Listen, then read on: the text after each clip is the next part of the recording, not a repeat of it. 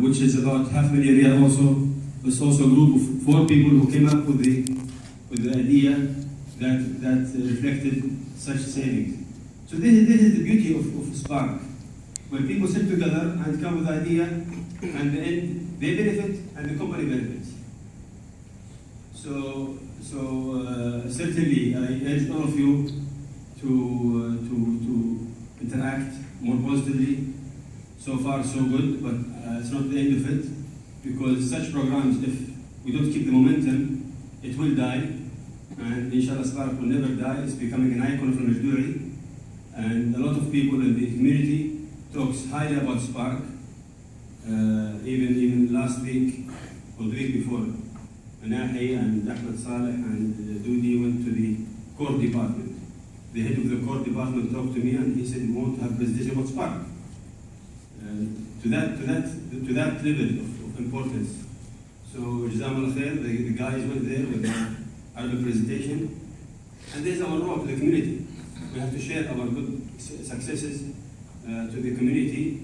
And he told me, the Sheikh, by phone after he got the presentation, he was so happy with the team, with the presentation, and he told me that you have to make a video tape with such program, you have to share it with others, and this is جزء من صدقة جارية.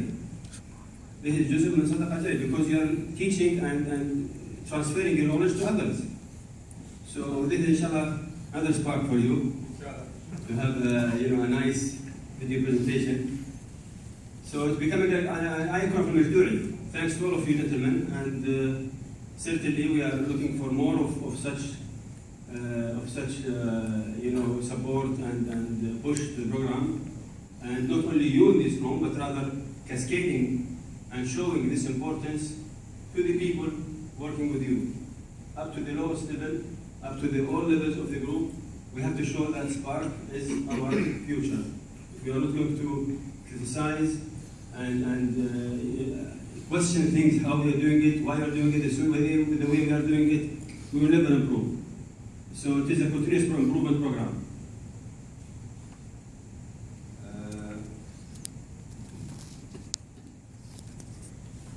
So, last, before I leave, I just want to leave you with one question. Each of you should question himself and teach people working with him, that we have to always question ourselves, always. The big question is how we can do it better. Not only in the business, but rather in our even life. How we can do it tomorrow in a better way. So with this, I would like to conclude with this question, that how we can do it better for tomorrow. وجزاكم الله خير. أشكركم جميعا. Thank you very much. Thank you.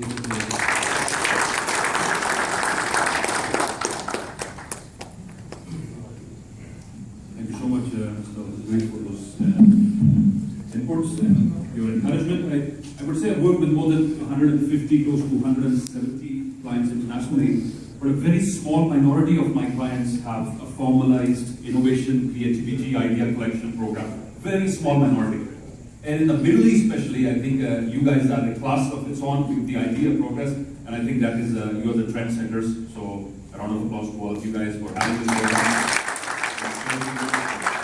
Taking it further, also a very important question that has been posed to us is that how can we do things better? I think we went back to it. It's not only about doing bigger things, it is about thinking differently. It's about reframing, especially the culture really important. I'm going to talk back about this for a second. Is the setting the culture is very important. One of the most biggest priorities for a leader is setting the culture. We'll see how the culture has an impact on individual actions. So innovation could be small things or big things. It could be a handwritten note. It could be changing the airline seat. But it is that the core is identifying 2 or 3 things: the direction in which you want to take your team, right? The untapped potential that is there, and how can we do what is the core of the business, and how can we do things better. So, but before we go any further, take a deep breath in once again, and just appoint one person as a leader on your table, please. One person as a leader on your table.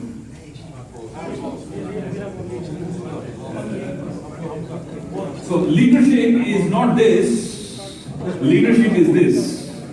I want to reframe the definition of leadership. Most of you like this, you can know. This is, thank you sir, thank you. Was that a stretch or a leader? You raised your hand. You were just stretching. Okay. So can I have a show of hands please? One leader per table. One leader per table. Thank you, thank you. Relax, we're not going to war or anything. Okay, thank you. A show of hands please. Great. Thank you. Again, everybody pointing to each other. No. Okay, now leaders, I'm going to give you 5 minutes just to have a small discussion, to lead a small discussion based on whatever we discussed so far. What do you feel are the most important concepts? Summary is really, really important before I move on to what happened. So, 2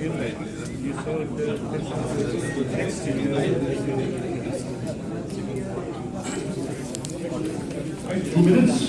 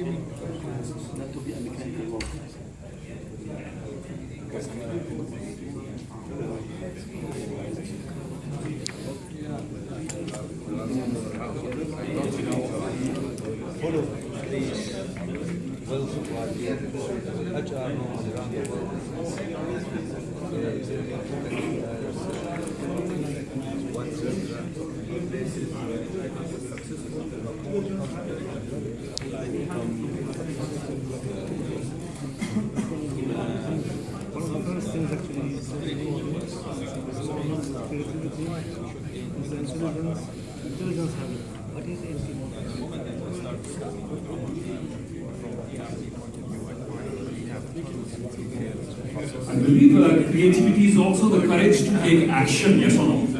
So I came up with the do's and don'ts board. So first of all, a round of applause for the 2 people who have went up to the boards and actually written something. Since you were the first one, Mr. Shrishta, right? Yes. So one thing, no problem is coming.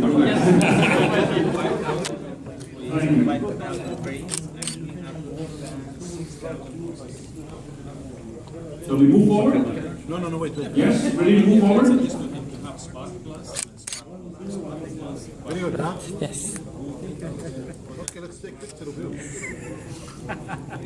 That's at the start. Yes.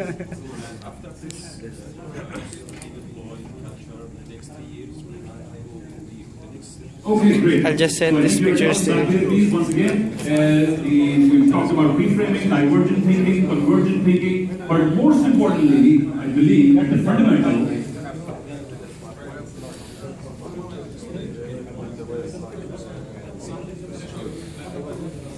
creativity is a, would you like to take a guess? Thank you, yes.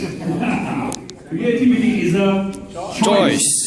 At the core, is not something that happens automatically. It is a choice that the leadership has to make, the people have to make. We want to be more creative, we want to look at things in a different way. It does not happen automatically, right? We'll go into details later on. What are the things that happen automatically, but creativity definitely one. You need challenges, you need the 3 C's to have creativity. You need change, a changing environment. Agree, disagree?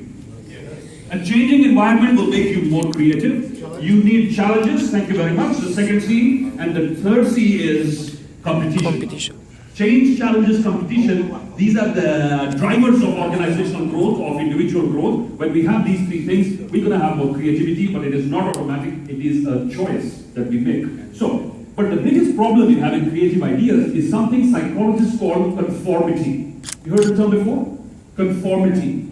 Conformity is conforming to what the group is doing, what other people are doing. Let me do what other people are doing. There is a lot of pressure in this, yes or no? Social pressure, that's what they call it. And in schools especially, this is the negative outcome of the Industrial Revolution, is that when they had the factories, they wanted yes men. People who could just say yes, stand at the conveyor belt and do the job. So conformity was taught in our schools. Actually, I think schools kill a lot of creativity. Our current education system is not designed for the time we are living in. They kill creativity because the only thing they value in school the most is IQ, your marks, your IQ. I want to share a little incident with you about IQ testing. One of my favorite authors is a gentleman called Dr. Wayne Dyer. Anyone heard the name? He's a spiritual motivational author in the US. He's a lot of books, 40 plus books he's written. He was approached, hello? Dr. Wayne Dyer was approached by the company which designs the IQ test. They said, Dr. Dyer, we would like to take a few pages from your book to design this test. Do we have your permission? He said, fine, no problem. You can use my paragraphs, but I have never taken an IQ test in my whole life. Can you please send me one sample IQ test? I will fill it in, send it back to you, and you can tell me what my marks are. So this was the deal they had. Anyway, they used this text, they sent him the test, he came home, written the answers, sent them back. 2 months later, he get the results. And the results are very interesting. On his own paragraph, there are 4 questions. From his own paragraph, there are 4 questions. And he is only getting 3 questions right. One question he got wrong was, what is the intent of the author? What is the intent of the author? Which means, what is the author trying to say here? The author himself gets his own answer wrong. Can you imagine that? So he said, after that day, I don't bother much about IQ testing because it's standardized. We want to put people into slot depending. Creativity is going everywhere. It's not a slot, it is going everywhere. But the biggest challenge is conformity. I want to play a video for you. Some social experiments were done in the early 1970s. In the elevator now. And they were repeated again and again. Very interesting. Group behavior, conformity. How if 10 people are doing one thing, we are driven to follow them. So can we have the lights dim, please? Is a king. Let me explain you a little bit in detail. There is 10 or 11 people who are part of this experiment. 1 person from the public will come. So 10 people, they walk into the elevator. Instead of facing this way towards the door, they face this way. 1 person who is a public member who doesn't know what's going on, he walks in, we find out what happens. The gentleman in the elevator now is a candid star. These folks who are entering, the man with a white shirt, the lady with a trench coat, and subsequently one other member of our staff, will face the rear. And you'll see how this man in the trench coat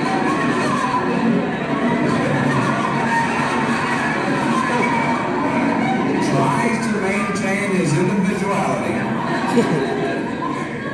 but little by little,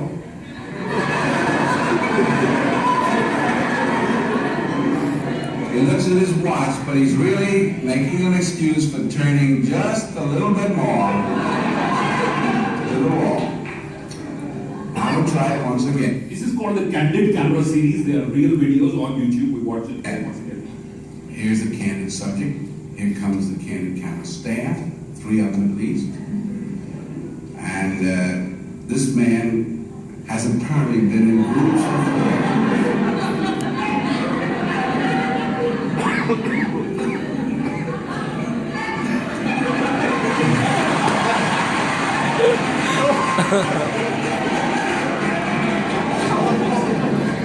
Now, here's a fella with his hat on in the elevator. First he makes a full turn to the rear and Charlie closes the door. A moment later, we'll open the door, everybody's changed positions.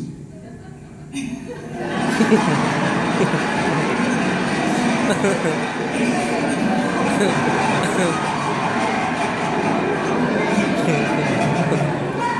want to see if we can use group pressure for some good. Now, in a moment, on Charlie's signal, everybody turns forward. Notice they take off their hats. And now, do you think we could reverse the procedure? Watch.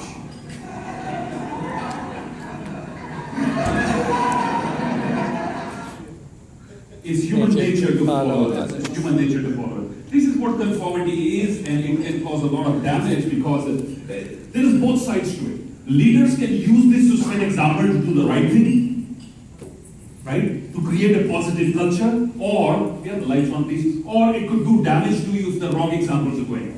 There is a clinic in South India called Dr. B's Eye Clinic, Arvind Eye Hospital. Anyone heard or read about it? There's a case study on it. Highest number of cataract surgeries in the world they do in that hospital. And they create a culture of cleanliness. But what it is, doctor, nurse, whoever it is, if they find something on the floor, they're going to pick it up. Right? Everyone's coming on time, so what they're doing, they're creating positive pressure. Conformity can be used for the positive thing or a negative thing, but it all comes down to basically understanding that creativity is an active choice that the leadership is making. Now, how you do that is about unleashing our biggest gift, our most powerful gift is the gift of our imagination. The gift of our imagination. If human beings, we have this ability to imagine, to change, to envision, to do new things. Everything that is created today was first someone's imagination. This hotel, this conference room, my presentation, these devices I'm using, technology, whatever it is, it first happened in the mind before it came into the reality. But the problem is, at some stage we start to suppress this gift. But creativity can only happen when we unleash the forces of imagination, do different things, challenge the status quo. What it is? Challenging the way things are being done. A wonderful case study in front of us is how donations were collected for charities and non-profit organizations. This used to be probably the first version of a donation box, right? How successful was it? When they didn't have any box, we had a box. It was successful. Until someone came up with the next idea, which was this. Let's have a transparent box. Is a step forward? Yes or no? How?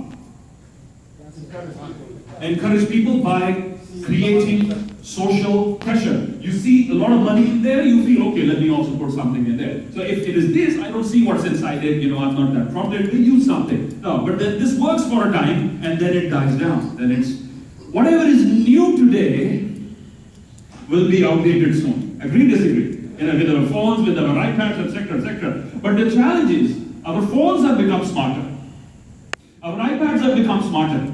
The question is, are we upgrading our thinking process or not? This is where most of us, we lag behind, is that we don't upgrade our thinking. If Microsoft is releasing every year new versions of Windows, we should also release new versions of ourselves, yes or no? Yes. Simerjeet Singh 2.0, 2.3, 4.0, new way of thinking every time. Gentlemen, why is that important? Because, as Dr. Marshall Goldsmith says, what brought you here will not take you where you want to go. Agree, disagree? The skill set, the mindset, the thinking, the resources, the way of doing things brought us here today as individuals and companies may not be able to take us to the next level because we got a challenge and then somebody came along and came with the ice bucket challenge. You all heard of this? Yeah. Right? So see the progress with this box, with transparent box. You know how much money these guys raised? $90 million US.